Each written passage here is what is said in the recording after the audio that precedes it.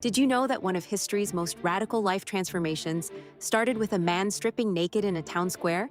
Francis of Assisi was born into wealth as a silk merchant's son who loved parties and dreamed of military glory.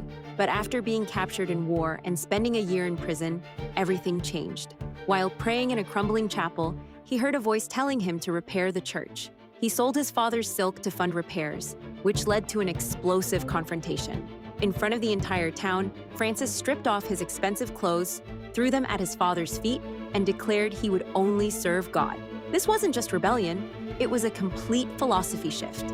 Francis chose absolute poverty, served the sick, and treated all of nature as sacred family, calling the sun his brother and moon his sister. His radical approach to living like Jesus attracted over 5,000 followers within 10 years. The lesson? Sometimes the most powerful transformation requires letting go of everything you think defines you.